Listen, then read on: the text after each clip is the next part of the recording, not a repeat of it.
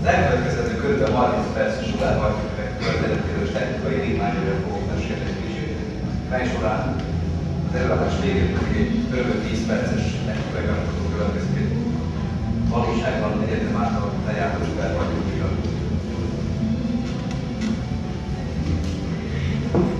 Ha sugárhajtóműről beszélünk, akkor egészen majdnem az időszámításig vissza kell, hogy menjünk. Az ókori Görögországban Héron dokumentált először egy ehhez hasonló gépezetet, amit hősök gépe néven illetett, illetve az utókor hagyományos ezt találni ezt a nevet. Hősök gépe, a hős szó Héron nevéből ered, és gyakorlatilag nagyon egyszerű, meleg levegővel működtethető gépről van szó. Ezt egy vékony pálcára közében fel kell helyezni, és alá helyezni egy mécset. Felszálló forró gázok, ezeket a lapácsatornákon kiállapodva megfordítják a kereket. Ez egy igen érdekes találmány volt az ő korában, mert egészen 1500-as évekig gyakorlatilag nem foglalkoztak vele. 1500 környékén Leonardo da Vinci iratai között találtunk egy kéményforgattyú nevű gépegységet, ami már kimondottan a kéményeknek a meleg levegőjét hasznosította, méghozzá úgy, hogy az akkori lakásokban ezzel szivatkozták fel a vizet. Fölálló meleg levegő gyakorlatilag egy hősmérőt forgatott meg, aminek a tengelyre szívajtással helyeztek el egy szivattyút, ami utána föltette a szívvizet.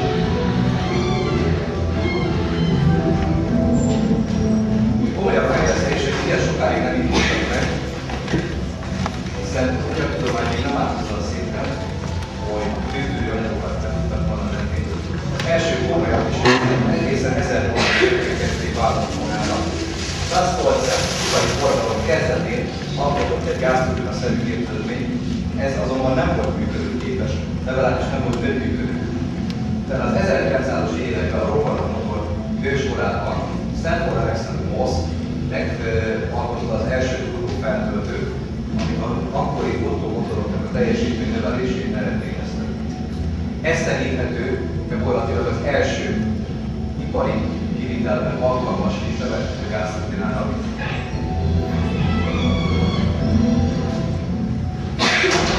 És innentől kezdve az ipari fejlődés nem áll meg. 1911-ben Épicus Kelly 11 óriás önműködő gázturbinát kb. 10 évi fejlesztés után piacra dobott, ami akkora sikert és piaci szabadságot adott neki, amit csak gyakorlatilag a második világháború fékezett meg. A második világháborúban ugye Magyarország is élen járt a sugárhajtóművek, illetve a gázturbinák fejlesztésében. Egészen pontosan 1938-ban a Jentasi C1-es nevű hajtóművek kísérleteztek, hajójári szigeten a Bansznál. Ez azonban nem volt működőképes, mert az alapvető elgondolása nem volt tökéletes. Egy évvel később Németországban első 4 megawattos gázturbinát üzembe helyezik, és innentől beszélhetünk gyakorlatilag ipari méretű gázturbinás energiafelhasználásról. Ekkor a fejlesztés több ország együttműködésével olyan méreteket öltött, már gyakorlatilag bármilyen igényt tudnak elégíteni. Ha van egy kimondott igényük, hogy repülőgépre szeretnék vagy helikoptert hajtani vele, szinte katalógusból ki lehet választani a megfelelő típust. Alapvetően minden gázturbina ugyanúgy működik, mint egy robbanómotor vagy egy ottomotor. A fő különbség annyi, míg az ottomotorban az üzemanyagot szakaszosan égeti el egyesével a különböző hengerekben gyújtási beállításoknak megfelelően, míg egy gázturbinában az égés folyamatosan zajlik, de mind a 4 ütem fölfedezhető rajta. Fő különbség a különböző gázturbina típusokon. A fő különbség tehát a különböző gázturbina típusokon az, hogy milyen alapú térben égetjük el az üzemanyagot. Jentasi 1938-as hajtóművében a gyűrűs égésre valósította meg, ez jó, egyszerűen lehet elmondani. Az egyetlen problémája az volt, hogy maga az energia történelmi időt megállapodott, és nem volt fizikailag megvalósítható. Viszont a gyűrűs égéstér fogalmát talán a következő németországi fejlesztők átvették, és ezzel kapcsolatban megálmodták az első repülőgépre szerelhető sugárhajtóművet, teljesen másik energetikai ciklus használt föl. Ezek után az ipar rátette a kezét erre az energiaforrásra, és egy egyszerű, szerelhető és üzembiztosabb hajtást használtak ki. Ezt konzervdoboz néven híresítették el, a mai napig ezt egyébként így emlegetik. Ennek a különlegessége az, hogy egy égéstér az nem ég, hanem egy sok fokán keresztül egy gyűrű alakú formát utóban. Lássuk az előzőre egy példát. Illetve előtte nézzük meg, hogy gázdaság energiakör folyamatára mi volt a probléma. Gépészetileg az 1-es és a 3-as erővonalra tudunk ráhatni. Ez azt jelenti, hogy alapos, módos méretezéssel, tervezéssel ezt a két különleges vonalat tudjuk befolyásolni ennek a nagyságát. A levegő rendszerben jön be, mi történik a beszívás, majd a kompresszor és sürítés hajtani végre.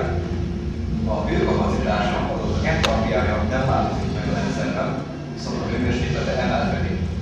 Utána itt megtörténik a gyújtás, és a gáz folyamatosan ég el, növeli a hőmérsékletét és a hőkapacitását is, majd itt elérkezve a turbinára az energiájának egy részét átadja.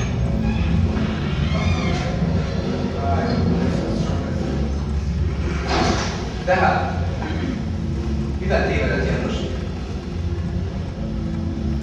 Itt a kompresszió lezajlik. Az égés is megtörténik egészen eddig a pontig, és utána ő azt tervezte meg, hogy az égés az első turbina lapátikon folytatódik, a hőmérsékleten állandó marad, de a hőkapacitása, tehát az energia tartalma az egyre csak növekszik. Ez a valóságban nem történik meg. Azonnal leáll az égés. Gyakorlatilag ezt a részét, amit tisztán kihasználhattuk volna, az azonnal csökkenti a hőmérsékletét, de gyakorlatilag csak ezt tudjuk megvalósítani mai nap folyamán. Ez vezetett a Jánosik G1-es bukásához, viszont műszaki megoldásaiban nagyon nagy mértékben hozzájárult ahhoz, hogy a sugárhajtású repülőgépeket tudjuk bevetni. Itt látható egy ma közkedvelt sugárhajtómű típusnak az égéstér versenyen. A levegő egy barlangos járaton a kompresszorokon keresztül, ezeken a lyukakon keresztül áramlik be az égéstérben. Az égéstér másik fele ezen kívül helyezkedik el. Az előadás végén majd láthatunk erről egy videót, ahol konkrétan összeszerelést láthatunk. Igen magas hőmérsékletek alkotnak, tehát az akkori anyagtudományi állás nem tette lehetővé egyáltalán, hogy Jánosik hosszú időn keresztül üzemeltetik így a építőt. Ezt hívjuk úgy, hogy műnösi égéstér, hiszen az egész egy kúpos tér alakú konstrukció, ahol a gázököltől keresztül vasút áramlik. Tehát így már azonnal elkezdődik a turbinának az energiatermelő folyamata. Amit az iparban használnak viszont, az ez a különböző osztott, úgynevezett konzervozott turbina kialakítás, ahol ez gyakorlatilag a forrógázoknak az útja külön-külön. Tehát ahányan átvezető idomot találunk, annyi égéstér előzi meg a folyamatot. Ezért hívják osztott égésterűnek, és ezek viszont vékony falulak, ezek gyorsan és könnyen előállíthatóak. Nagy méretekben, tehát ipari energiafejlesztő gázturbinák inkább ezt alkalmazzák, hogy könnyebb lenne a cseréljen, mint az egész turbinák gyakorlatilag az égéstérjen szétszedni. A sugárhajtóműveknek különböző fő típusai ismerhetőek meg. Kezdetben, főleg a második világháború vége felé az egyálló sugárhajtóműveket használnak. Ennek az a különlegessége, hogy amit a kompresszor veszi, forrógáz formájában a turbina ki is tolja. Tehát a beszívott levegő 100%-a részt is vesz az égés folyamatában. Gyakorlatilag a kiáramló gázok sebességét arra fordítjuk, hogy a repülőgépet előre tolja. Ennek egy olcsó és közkedveltebb típusa az úgynevezett gázturbinás légcsapar, ahol egy gázturbinának nem a reakció erejét, nem a kiáramló forró gázokat használjuk arra, hogy a repülőgépet tolja előre, hanem annak a tengelynyomatékát használjuk arra, hogy egy klasszikus légcsaparat hajtsunk vele. Ennek egy továbbfejlesztése két áramú turbina típusok, erről egy kicsit később. A kettő közé ékelődik, főleg a 60-as évek közepén az úgynevezett ipari gázturbina, amikor ténylegesen az energiaipar arra termel ilyen hajtásokat, hogy egy költséghelyen és két bevételforrással gazdálkodjanak. Az első, leglényegesebb a költséghely, az üzemanyagot meg kell venni. Kétféle bevételre tehetünk szert. Egyrészt, hogy ennek a tengelyi nyomatékot veszünk le, tehát villamos energia felhasználásra használjuk. Onnan jön pénz. A másik pedig, a ilyen turbinákon elhagyó gázok mindig 800 fok fölött vannak. Ezt még egyszer meglovakolva egy hőcserélőn el tudjuk adni távfőt. Két helyről a pénz. És azért jó ezeknek a gázturbináknak bevetve nagyon olcsó energia felhasználás. Igaz, hogy a gép az nagyon drága, de az egyszerű ellátási költség. Viszont amennyit hoz, bőven megtérül. Ma a fejlesztés itt abban tart, hogy hidrogén üzemben tudják ezt megvalósítani. Ennek különböző problémái vannak, és a fejlesztés a mai napig nem állt le. Kétáramú, nagy arányú hajtóműveket, azokat a civil szférában használjuk döntő többségben. Ez azt jelenti, hogy ők kétáramú nagy arányú és a gázturbinás légcsóval tulajdonképpen rólnak egymásnak. És ugyanúgy a kétáramú is arányú, de ez inkább a katonai felhasználásban nyert piaci szerepet. Nézzük el egy pár példát.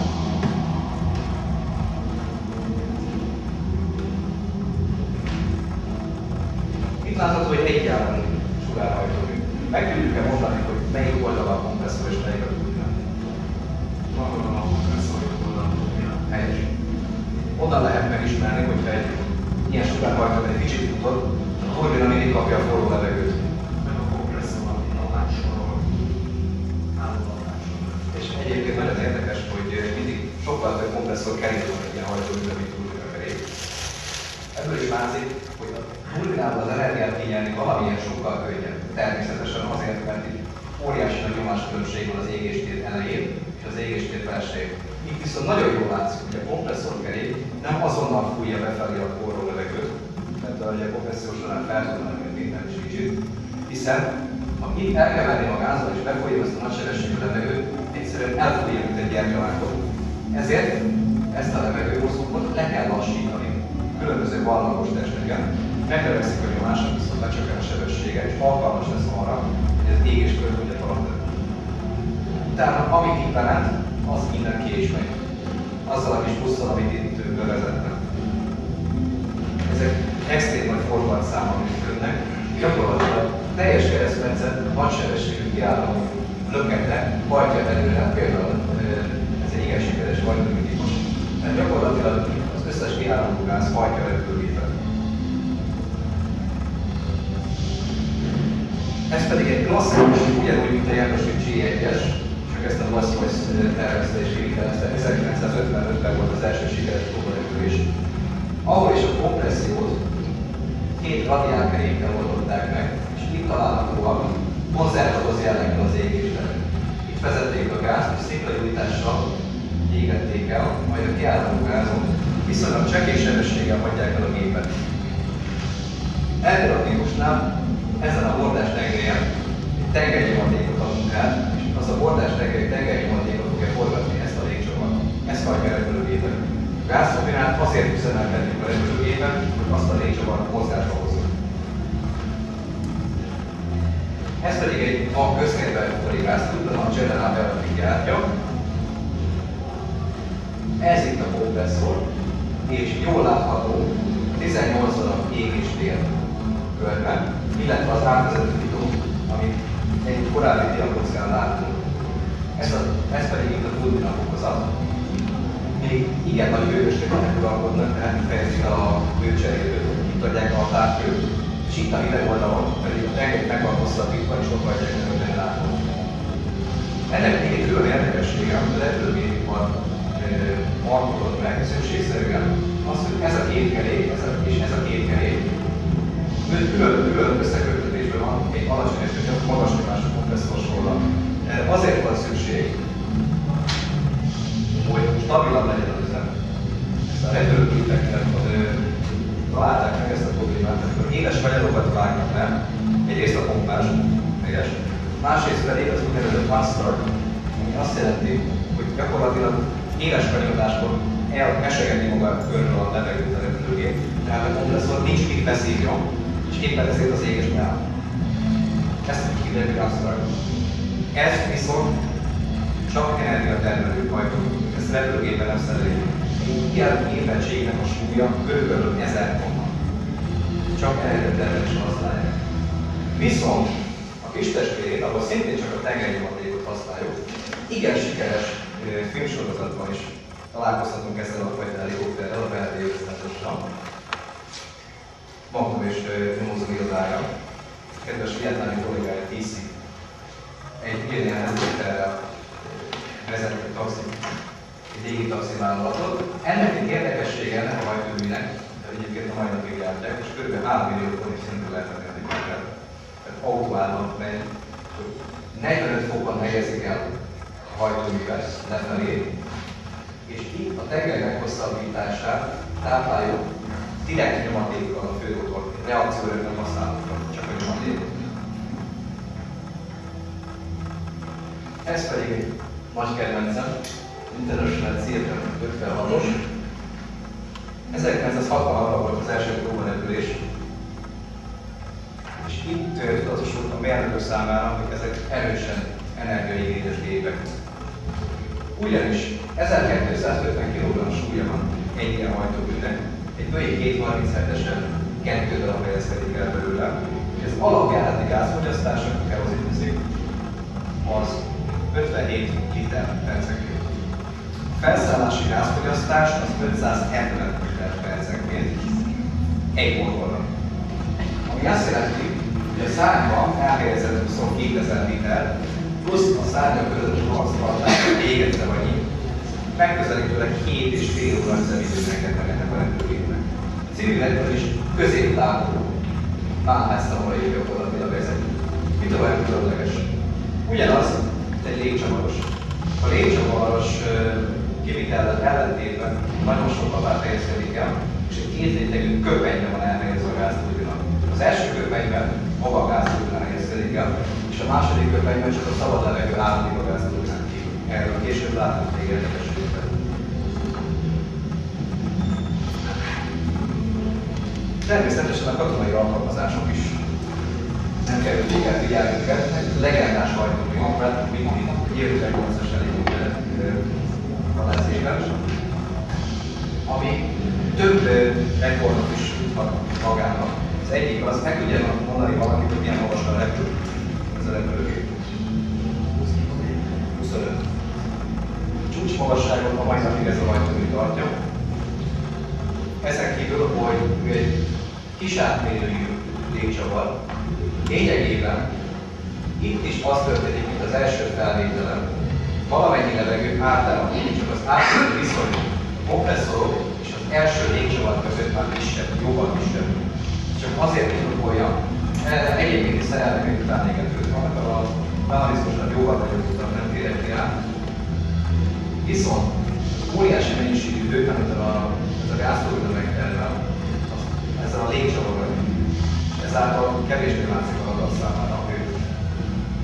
Ezen kívül ez a gép számtalan különlegességgel a gép olyan nagy sebességre képes, gyakorlatilag repülés közben molekuláris zavarjelenségek történnek a géptesten, és folyamatosan súrlódik a levegőben. Olyan nagy sebességre az történik, hogy a molekulák kötései is felbomlanak. Tehát gyakorlatilag ez a repülőgép nagy sebességnél egy ionizált gázfelhőben úszik. Amilyen hőmérsékletre fölmerül ez a gáz, ez a fekete köpeny a géptesten, ez olyan hőmérsékletre merül föl. Gyakori volt az, hogy leszállás után a pilótának még 5-10 percig meg kellett tartózkodnia, hiszen maga a kabintető is 300-400 fokra repült föl, és ezt meg kellett várni kívül. Ezen kívül olyan szerkezeti terheléseket is kapott ez a nagy hőmérséklet miatt. Repülés közben az egész gépes elkezdett repedni. Tehát ez egyet repült pár óra hosszán, és utána gyakorlatilag több napot a szervészben helyet kellett állítani a gépest.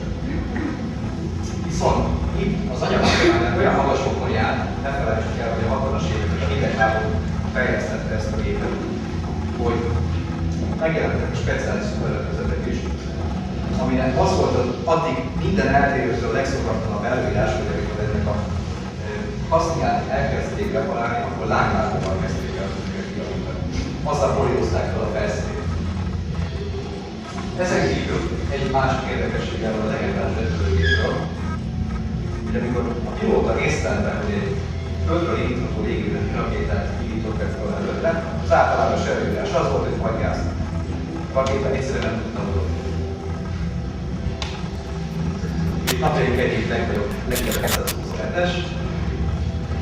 Ennek a különlegessége az, hogy nagyon javították a manőverező képességet azzal, hogy maga az utánégető mozgatható minden irányba. Egyrészt ugye itt a szívületet, bővületet tudják állítani, segít abban, hogy a magsebességet átérjék, de az egész test is egy félegkormány gyakorlatilag tér minden irányába elmozdítható. De gyakorlatilag látható is a repülőgépen egy híres magyarázat, egyszerűen elmozdul maga a fúvóba valamilyen irányba, ha benne a pilóta építeni a gépet. Ugyanis ez a sebessége csúcsán utánégető nélkül, amikor szeretne tenni egy 180 fokos kanyart a levegőbe, képzeljük el a tenyeremet, mint Magyarországon. Több száz kilométeres körtöt legyen a levegőben. És azért, hogy ezt radikálisan csökkenteni tudják, ezért szükség volt arra, hogy az utánégetőt is rásegítsék arra, hogy a fordulásban részt vegyen. Körülbelül elérkeztünk napjainkig. Lássuk, elméleten kívül egy rövid animációval, hogy hogyan működik ma a hajtómű.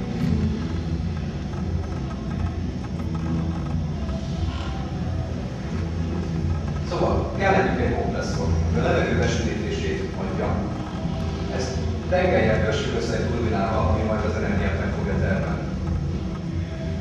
Erre körbe szereljük égéstérbablákat, mint majd a gázt megnyújtjuk, és helyeztek az egészet egy burkolatban. Mi történik? Megtörténik a beszívás a kompresszor a levegőt, ezeken a csatornákon keresztül nagy nyomásra az égéstérbe juttatja, ahol megnyújtjuk. Amint eléri az alapnyomást, onnantól kezdve a gázok kilövelnek, meghajtva a turbinát, meghajtva a kompresszort, mert egy tengelyen vannak, létrejön az önfeltartás. Szívás, sűrítés, gyújtás, kifogás. Gyakorlatilag ugyanaz történik, mint egy motorban.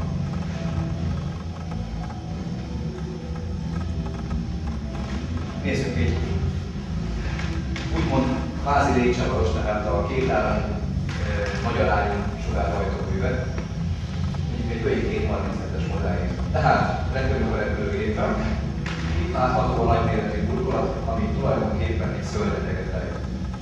Ez a szörnyeteg egy közel 7 méter átmérő légcsavarból áll, ami a tolóerőt fogja adni. Ehhez azonban megfelelő mennyiségű energiára van szükség, és erre szükség van egy bonyolult 12 fokozatú kompresszorból és egy 6 fokozatú turbinából. A rendszert összeépíteni. És ez a két kompresszor fokozat ráadásul meg is egy tengelyre van szerelve. Ezeknek a fordulatszáma nem feltétlenül azonos. Tehát amit látunk, az alacsony és a magas nyomású kompresszorok. Majd utána rögtön közvetlenül a hűs égéstér, amit láttunk már korábban. Ezeket a mozsákon áramlik be a összeanyag, és közvetlenül az égéstér után elhelyezkedik a turbina. Viszont egy igen magas hőmérsékletekről alkotnak, ezért célszerű a hajtómű után egy hűtőegységet, ami a zajt is csökkenti. Ezt úgy nevezik, hogy kifogó burkolat. Ezt helyezkedik el velünk. Hogyan működik?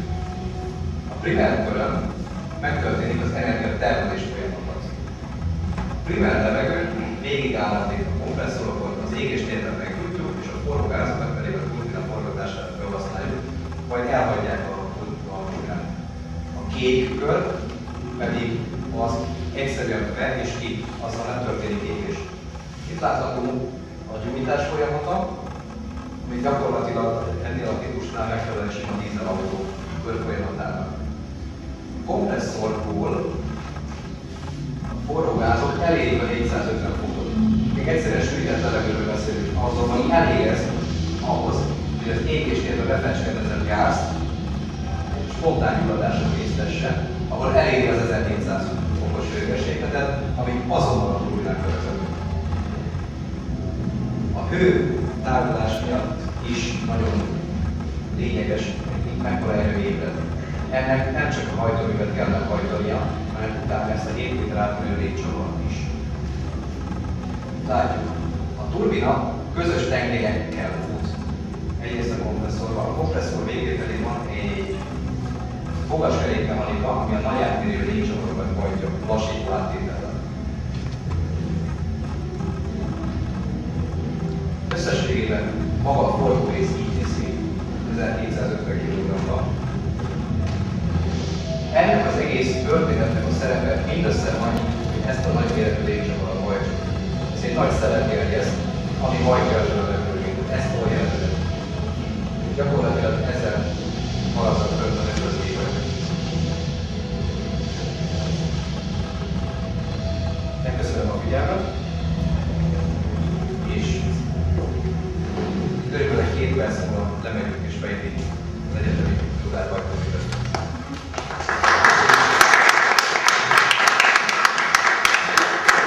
Kérdések?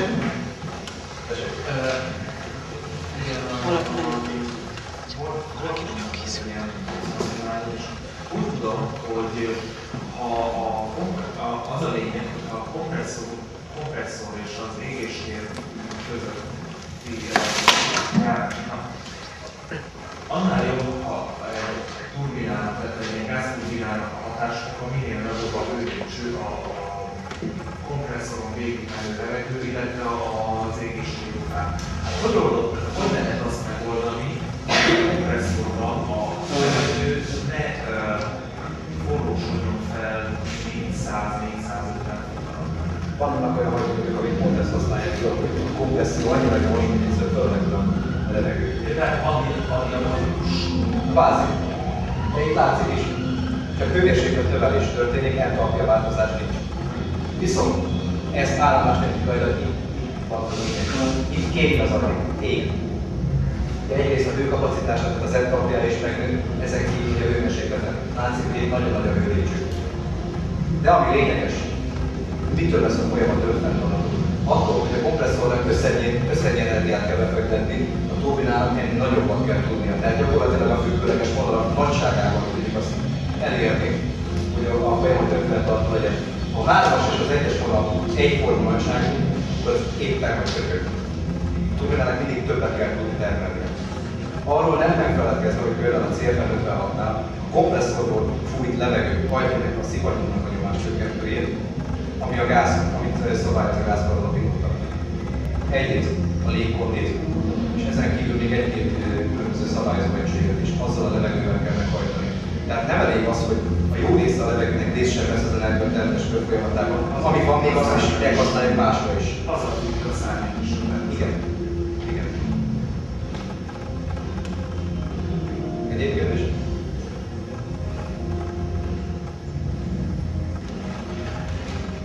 Hogy csináltam egy bizony?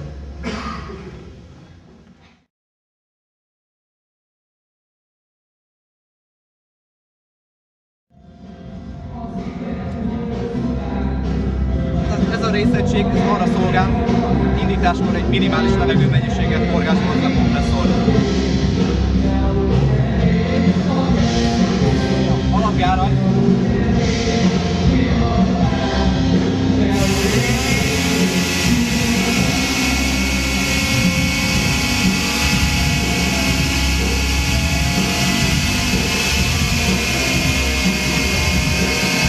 mehet.